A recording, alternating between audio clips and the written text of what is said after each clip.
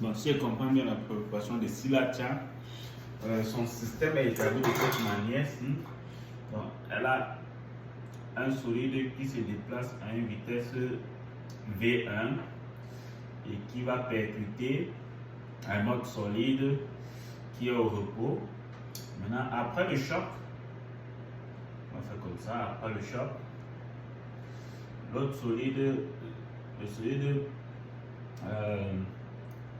dépasse à la vitesse V'1 et forme un angle alpha vers l'horizontale. Et l'autre solide se déplace à la vitesse V'2 et forme un angle bêta avant l'horizontale. Et on dit que la quantité de mouvement avant le choc, c'est M1 V1. Et la quantité de mouvement après le choc, c'est M1 V'1 plus M2 V'2. Alors, d'après le principe de la conservation de la quantité de mouvement, on a la quantité de mouvement avant le choc est égale à la quantité de mouvement après le choc. Ainsi, on aura M1 V1 égale à M1 V'1 plus M2 V'2.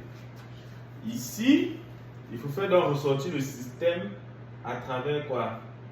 Il faut faire ressortir le système à travers les projections. Donc cela veut dire que on estime ici que ça c'est l'axe Y et ça c'est l'axe X. Bon, on peut utiliser là comme O comme origine. Donc dans l'axe OX, on va faire une première projection sur l'axe OX. Donc on dit sur l'axe OX, qu'est-ce qui se passe? On fait cette projection-ci sur l'axe OX, on appelle ça V'1X. Donc, que vaut donc V'1X? V'1X vaut, je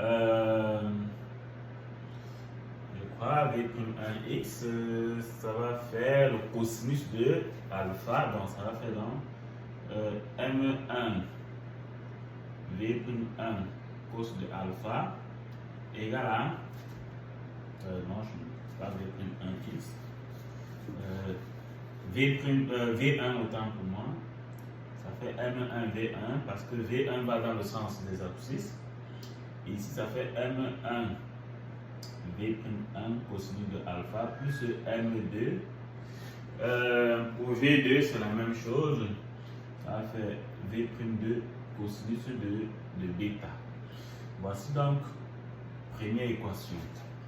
Dans la deuxième équation, on projette selon l'axe des Y. Aucun de ces deux solides ne se trouve sur Y. Donc, le côté ici c'est 0. Et sur l'axe des Y, nous avons ici M1, V'1, sinus de alpha, moins M2, V'2, cosinus de, pardon, autant pour moi, sinus de bêta. Sinus de bêta. Et c'est la relation numéro 2. Et nous avons donc le système qu'il va falloir résoudre, qui sera donc M1 V'1 cosinus de alpha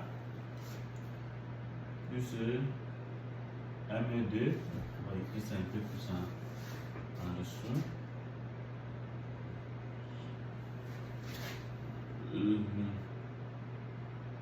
M1 V'1 cos de alpha plus M2 V'2 cos de bêta égale à M1 V'1. Et ici, on a M1 V'1 sinus de alpha moins M2 V'2 sinus de bêta égale 0. Donc voilà donc le système à résoudre.